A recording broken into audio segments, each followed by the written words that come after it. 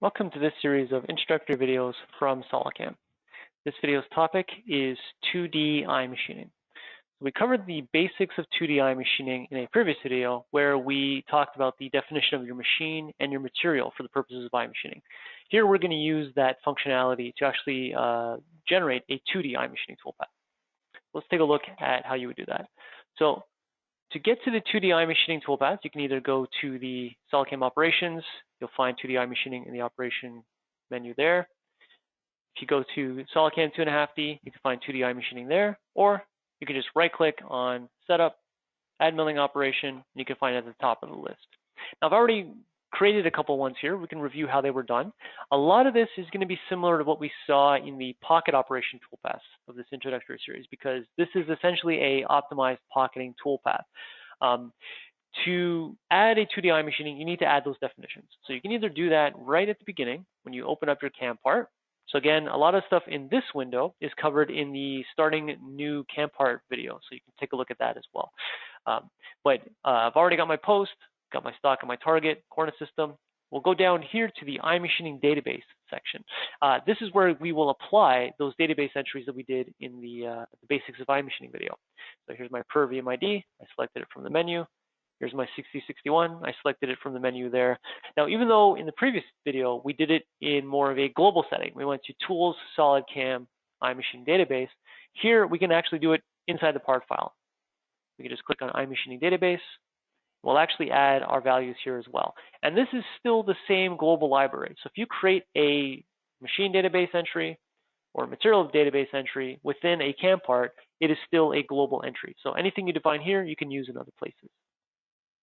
And you can add those database entries either right from the beginning when you define your CAM part, or as you go along and you want to add an iMachining toolpath, you can always go back and add that as well. So let's take a look at 2D iMachining. Let's just open up this first example here. And there are actually 4 modes that you can use in the iMachining geometry, feature recognition modes. This one is a good representation of the classical mode or the chains without feature recognition. So this essentially is a iMachining version of a pocketing operation. Each one of these modes will help you to do that type of pocketing operation, but this particular mode is more like a pocket than anything else. You choose your chain and you choose your upper level and your lower level. So to see how to do that sort of functionality, I would refer you to the pocket operation video, but here we can just kind of review it real quick. So I actually went to New Geometry. So the interface looks the same as a pocketing. I chose constant Z, and I chose that upper pocket there. So same sort of functionality we have with pocket. I'm just going to use the one that I have there. You see there. I mentioned in the getting started with milling CAM part that you don't necessarily have to add your stock and your target. So if you don't add your stock and your target, but you want to use iMachining, you can use this option here. If you do have your stock and target defined, then that opens up these guys here. You can actually use these because these will use stock recognition. But again, let's start with this basic one here. So even though we still have the ability to do stock recognition, tangent protection, and collision protection against the fixture, we're not actually using that here because we're not using a recognition mode. So all of this is based only on the geometry and my entry. If we go to Tool, I've selected my Tool 3, which is a 1/4" tool. And because this is iMachining, it's going to calculate the fees and speeds for me. That's because now that it knows the end mill that's being used on the machine to mill this material, it has all 3 bits of information to calculate those fees and speeds for me. So in the data section of an iMachining toolpath, you'll see that we have the feed and speed locked out. Those are locked out because those are being calculated for us by iMachining. But at any point, if I want to turn off the automation, I can always click the wizard to off, and then I have control over the fees and speeds. But the purpose of iMachining is to get that automation, to get that optimization. So I'll leave that turned on for now. Under levels, very similar to what we saw with the pocketing operation. I can tell it to use my upper level and my lower level. One quick note is if you do have your stock defined and your target defined, you can use those to define the upper level of your toolpath. So that's why I'm using my top of stock, and it's reading the top of my stock that I have there. For my pocket depth, like we said, again, just like in a pocketing operation, I've clicked on the lower face of the part, and I've told it to go an additional 30 thou from there. So up until this point, this is pretty much like a pocketing operation, because essentially it is a pocketing operation, just using the iMachining algorithm to control the fees and speeds, and in the next window to control the step down and the step over. So In the Technology Wizard section, this section is actually unique to iMachining because what you're doing here is you're controlling how aggressive that iMachining calculation will be. So we'll look at the step down first. So with the automatic setting turned on, it's actually looking at the flute length of my tool. So if I click on that, I can see that I have a flute length of 1 inch, but this pocket is 1 inch and a bit. So if the pocket height was less than the flute length of the tool, we would get a full depth of cut. We would have the tool going right down to the bottom of the pocket and milling out the pocket. And we can achieve that because of our iMachining algorithm is controlling the material engagement. It's taking a look at things like cutting angle. It's using that material and machine information to see the limits of the machine and the material to determine how best to do that full depth of cut. But it will use the full flute length as the depth of cut for any pocket that you generate. So in this case, because it actually would have to do it in 2 depths, it's equalizing the pressure on the tool by doing it 2 depths of an equal step down of this case 0.65, which generates an ACP of 166. ACP is axial cutting points, pretty much meaning that the number of flutes on this tool that I've defined, as they revolve, there is at least 1 point of contact with each revolution. So it's a very efficient use of the tool. It's not the most efficient. The yellow indicates that it's not the most. There's probably something I can do here, maybe switch to a different diameter tool, a different flute length. I'm trying to use as much of the tool as possible. I'm trying to optimize the use of the tool. So that 0.66 indicates that there's at least 66% of the flute that's still in contact with the material with each revolution. So there's probably a point of contact that's missing. I could probably do a different tool. It's not wrong, it's just inefficient.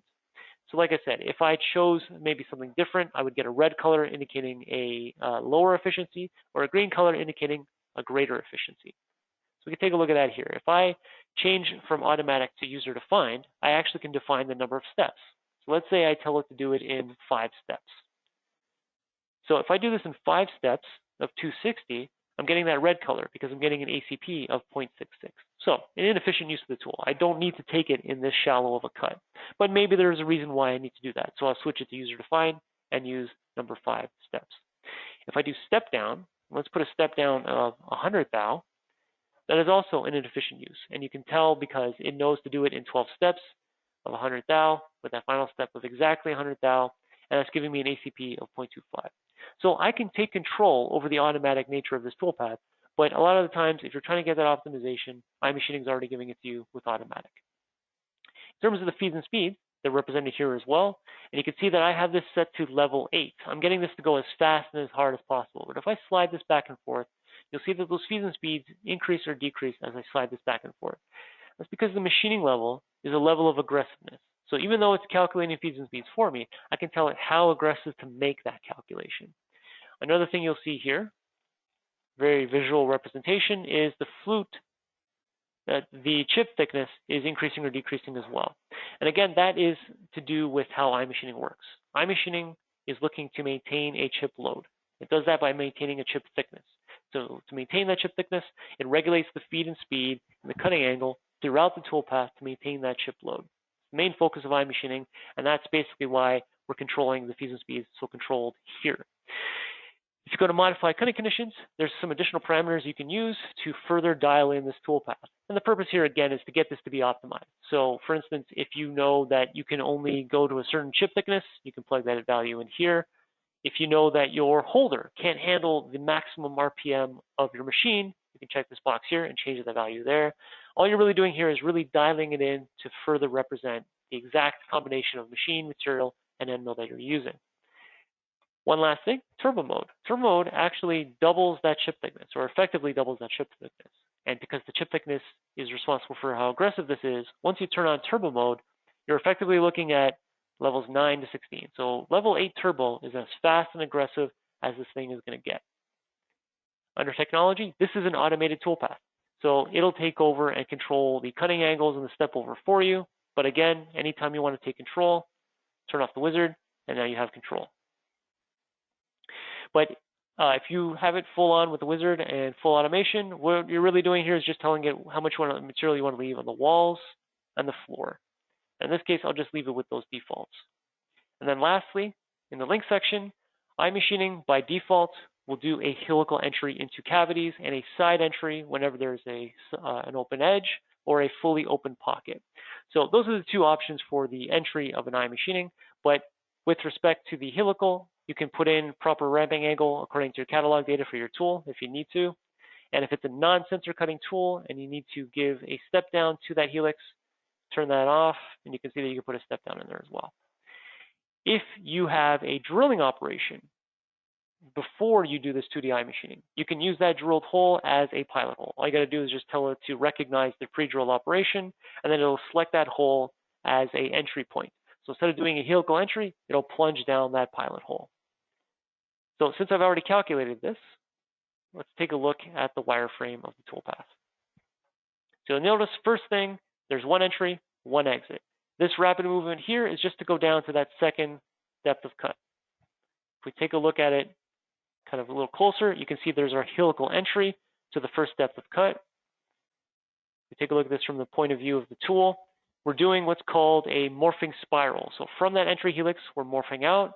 You can see that it's a non-constant step over, again, because we're trying to control that material engagement. We're regulating the step over in addition to the cutting angle, the feed, the speed to maintain that chip load. Those red lines represent rapids.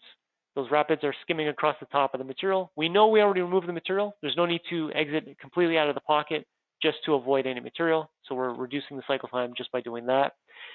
Once we achieve the morphing spiral to a point, we'll see that we have to get into these corners. So you can see that it actually is doing what's called the D-slot tricoidal.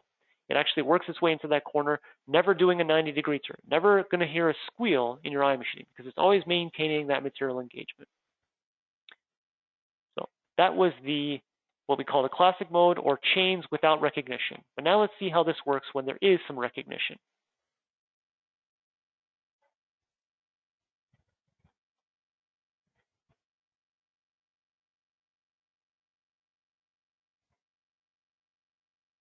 Okay, so you can already see a few differences. One, as soon as I choose the recognition by chains, and I've got my chain represented as the top edge of that cavity, you can see there's a blue preview there. And that's because it's recognizing from the updated stock. As soon as I tell it which tool I'd like to use, it gives me this preview. It recognizes that that center pocket has already been milled out by the previous iMachining toolpath, so it recognizes that bit of stock. And if I go into my levels, it goes right to the top of the stock. But in this particular recognition mode, it only recognizes from the chain going upwards. It needs to know the depth that I want to go to. So if I take a look at my levels, I actually had to select the top of these pockets here. But if I select even further down, it'll further recognize the stock and make sure that I don't gouge those tabs or gouge that center island. But I'm just going to switch that back to here because I want to utilize as much as possible this area here. I want to mill that out. So it's going to mill all that out for me from the top of the stock down to the face that I've given it. The preview also shows me what else is going to happen here. In this case, this tool won't fit in those corners. If I just do a top view of this, this is a 1-inch tool, and those corner rads are much lower. So as soon as I tell it I want to go to this distance, it'll show me that I'm going to be leaving material behind there, which I will be able to take care of in another toolpath, because this being a recognition toolpath, it's always looking at the updated stock. So this will actually become stock for a follow-up toolpath. Again, this is at level 8 turbo. Using its own particular parameters, it's recognizing that if I did this in one depth of cut with this 1-inch tool, it's possible, but it's giving me an ACP of 0.57. So maybe the 1-inch tool, even though it can hog out a lot of material quickly, it's probably not the most efficient use of this particular tool. But I'll go with it because it fits what I'm trying to do here. And let's look at that wireframe as well. So because it recognized that that material was missing from the center, it did a side entry, and it morphs its way out from there, and it works its way into those corners.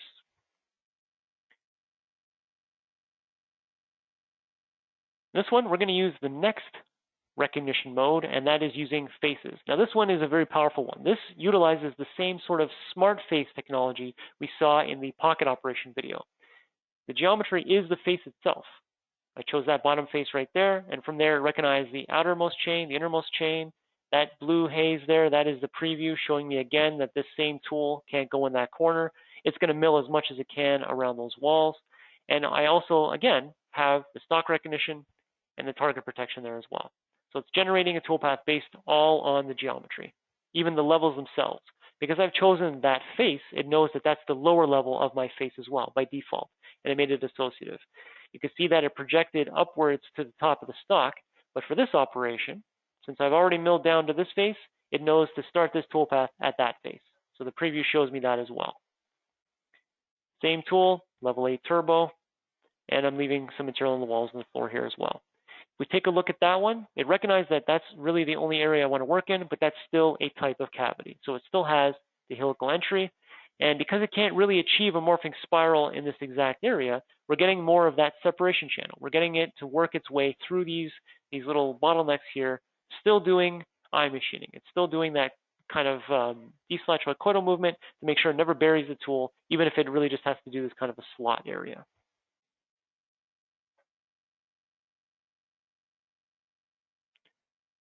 So now let's see the smart face with a little more sophistication here. If we take a look at the faces selected here, it's the same face, but the stock recognition is recognizing that I'm using actually a second tool in my multi-tool window, and that is using a 1/2-inch tool. And from there, it's giving me this representation here of the material that it notices that the previous tool left behind, and that is those corners I was talking about. So in the same operation, I've given it the second tool. The tool is a smaller diameter, so it can do more things than the previous tool did. And it actually is recognizing even the walls themselves. So it's actually going to just machine what it can from there. So if we take a look at that toolpath, it only focuses on just those corners there. It's still doing a type of iMachining. It's still basically working its way into the corner, never burying the tool, but it's only working on what was left behind by the previous toolpath.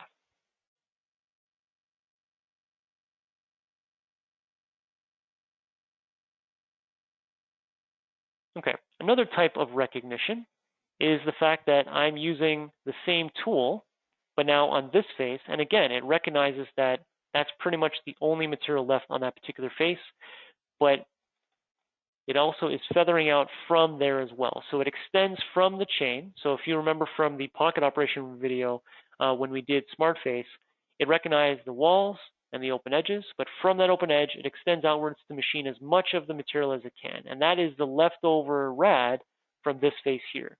So at this level, it has just a little bit of material that it needs to remove. It recognized that for me, and we'll see that again, it works only on the corners. And then the last type of recognition, because of the use of the stock and target, it actually is easy to do the perimeter, the outside perimeter of the part. Let's take a look at that. I'm using my 1-inch tool, and I'm using the outside feature recognition, and this doesn't require any geometry because the geometry is already there. It's the stock and target definition. So from the stock definition, from the outside of the stock, it works its way inwards to the inside to find the outermost edge of the target. So that's actually just between the outermost edge of the stock, outermost edge of the target. It recognizes all that material. It recognizes it as open to the air, so it'll do a side entry. All it's really asking me for in terms of parameters is how far down in levels to go. So again, this is one where you can actually select the levels. But it still also has recognition. So if there was some sort of flat here, or if I had my fixture holding this in place, it would still checking against the fixture for me. I can still get some collision detection going on in here.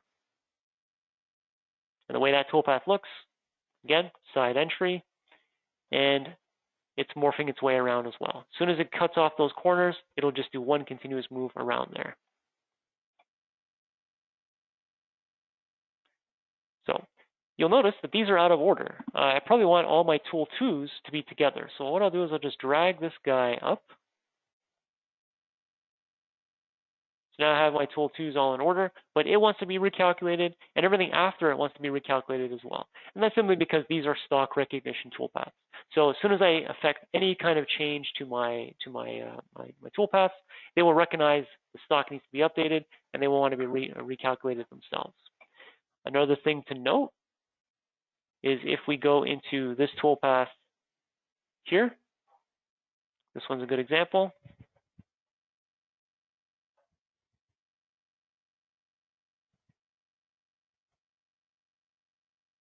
We are using the multi-tool function. So we actually have 2 tools selected in the same window.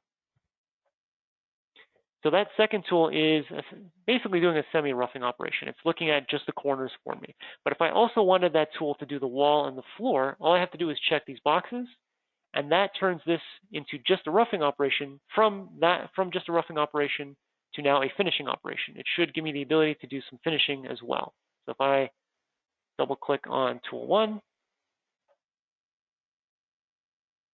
it brings up some of the finishing operation parameters as well. So I can turn this into a finishing operation in addition to a roughing operation. And that's using the multi-tool option. So basically, 2D iMachining is an optimized version of the pocketing operation. It allows you to control the material engagement a lot more, so you can utilize your tools a lot longer, basically increasing your tool life, reducing the tool wear. And a lot of automation there based off the stock and target definition as well. So it kind of automates some of the geometry selections as well. Gouge checking and such can really help with the programming of your part. Any questions on this or anything else from SolidCAM, just give us a call at 1-866-975-1115, extension 2. And you can stay tuned for the rest of the videos in this introductory series. Thanks for watching.